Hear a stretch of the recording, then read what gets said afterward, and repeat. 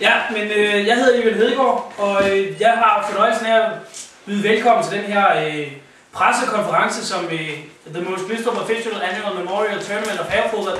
Og velkommen til Christoffer Hansen. Kommer jeg for sent? Det er ikke allerede startet. Sæt dig. Som sagt, på turneringens vegne vil jeg gerne byde ind til den her pressekonference, og vi har samlet spillerne og er klar til at svare på pressens ivrige spørgsmål.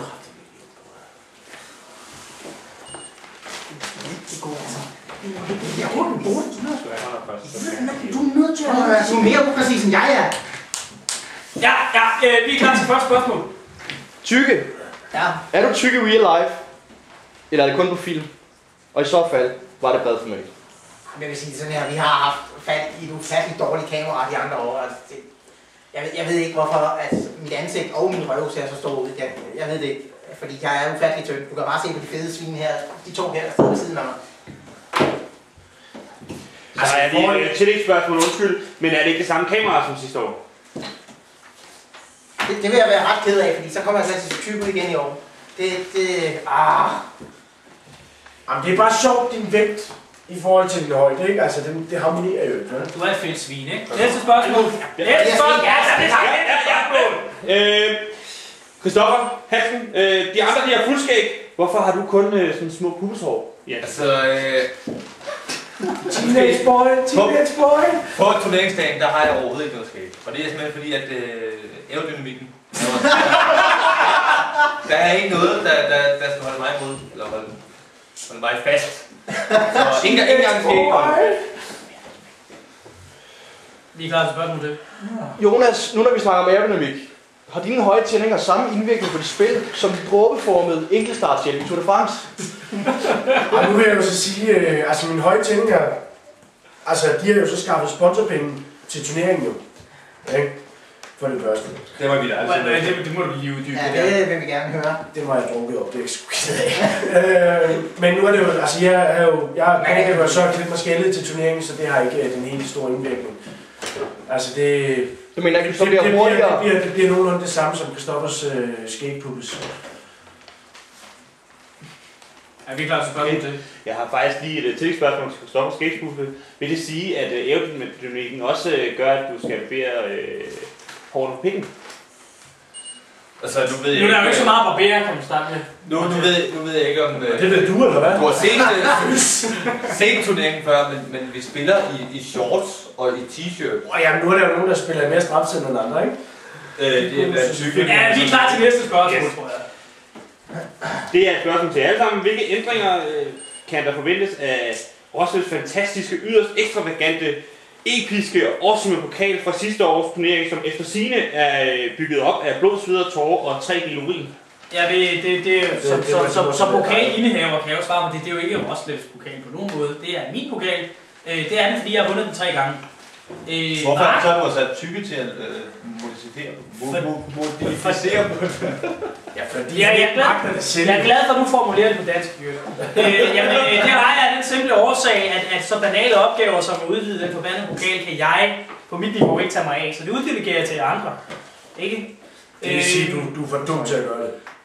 Vi har nogle planer i støbeskeen angående pokalen, så det kan vi selvfølgelig først afsløre på turneringsdagen til pokal overrækkelse. I er klar til spørgsmål til? Ivan, har du taget doping? Og er det i så fald hemmeligheden bag din succes? Må jeg have lov at svare på den der? Altså, der er jo en grund til, at manden er så fattig. Er det ikke engang grund til at køle jo? Kunne jeg få lov til at svare selv? Nej, jeg er selvfølgelig ikke dopet. Der er dog et stof, jeg har i rå mængder i mit blod, og det er alkohol. Og det har jeg haft hvert år. Alkohol i rå mængder. Vi taler procenter af mit blod simpelthen. Og jeg ved ikke, om det er decideret kilden bag til min succes, men jeg tror bestemt ikke, at det har været nogen ulempe, at jeg har været stangstiv, når jeg har haft spillet.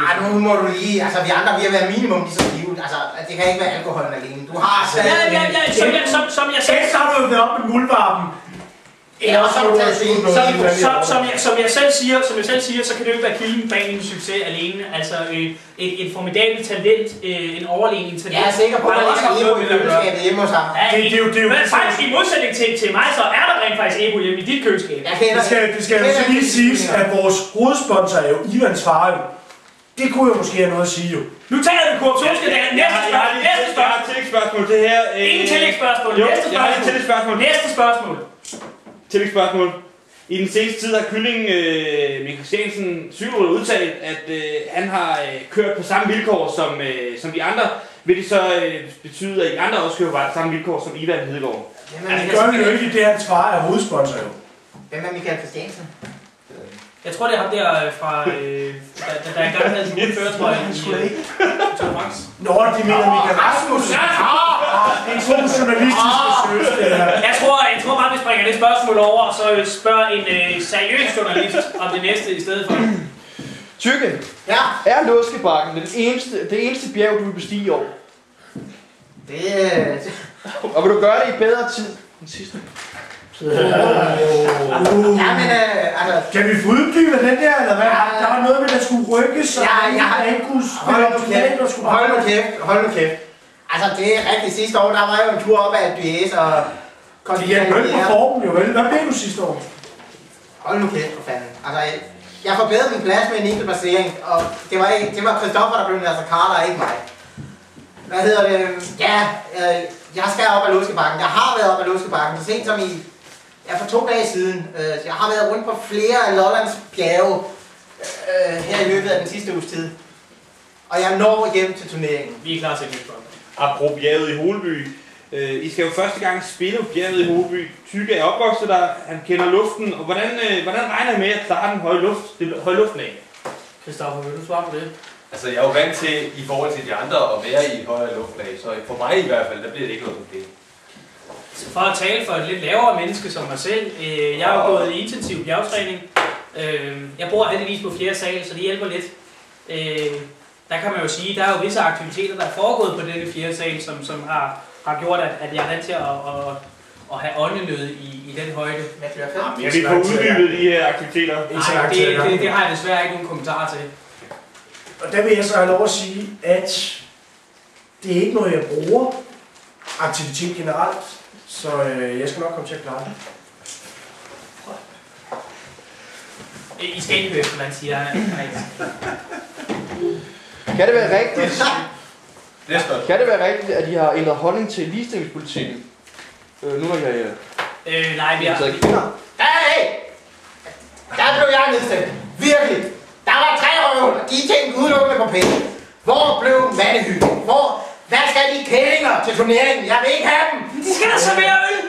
Må jeg lige markere? Nej! Det var jo så... Det var jo så det første... Altså... møde du var til, udover til turneringen. Hvad har det med det at gøre? Så selvfølgelig blev det nedstemt på en af dine mærkesager. Prøv at høre, forhandlinger engang var... Nej, det var ikke... Hvis du kan holde din vipserede her. For helvede, mand. Spørgsmål. Du holder din kæft. Kællinger. Har I nogen kommentar til den her uenighed, der er på et fælles pressemøde? Hvad er ikke lige der om at holde din kæft? Spørg noget andet. Jeg skal få et par på siden af hovedet.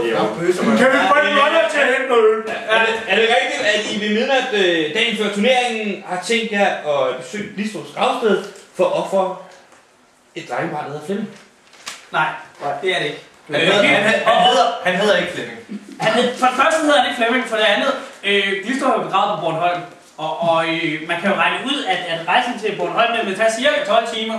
Ergo kan vi ikke fra midnat nå tilbage til klokken 9, hvor turneringen starter. Heller ikke når Holeby flyveplads ligger lige nærheden. Lolland Fasters Airport, mener du? Vi har på ingen måder nogen helikopter stående der. Vi har jo ikke budgettet til at flyve, jo. Nej, det har vi ikke. Vi er meget fattige. Og hvis vi så havde budgettet til det, Så gjorde vi det. Så gjorde vi det. Det er sikkert. Men han hedder ikke Flemming. Han hedder Tom. Og han er ikke en lille dreng. Tykke, til Sniper er gået hen og blevet dit nye kælenavn. Har du taget det til dig? Og har du indstillet sigtekornet igen i år?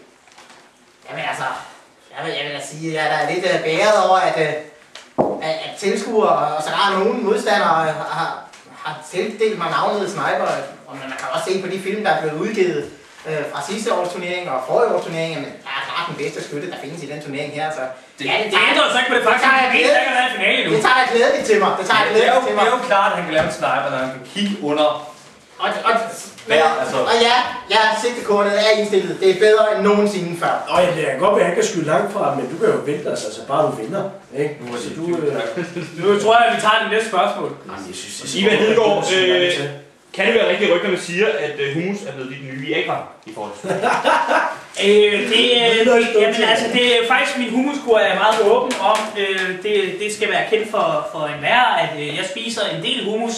Og den hummus indeholder måske 3, 4, 5, 7, 8, 12, 20 gange så meget hvidløg, som der burde. Det er en kur, der gør, at jeg kan holde mig i form uden at bevæge mig. Og det passer mig umådeligt godt. Så ja, jeg kan godt bekræfte, at hummus det er en slags Viagra, og men rejsningsproblemer aldrig har været og nu vender jeg selvfølgelig tilbage til samtalen om hvordan jeg højdetrænede på 4. sal. Det har aldrig været noget problem. Nu vil jeg gerne lige have lov at indskyde noget. Jo. Altså grunden til, at du spiser hummus, det er fordi det er billigt. Det kan vi så relatere tilbage til, at du bruger alle pengene på at bestikke dommer og haveproportionering. Altså, det er det eneste logisk forklaring, der er på det. Nej, hummus er på ingen måde billigt. Hummus er faktisk ret dyrt. Jeg tror, vi er oppe på en 25 kroner literen eller så. Kikærter. Nej, det skal blandes op med vand. Det er det næste spørgsmål.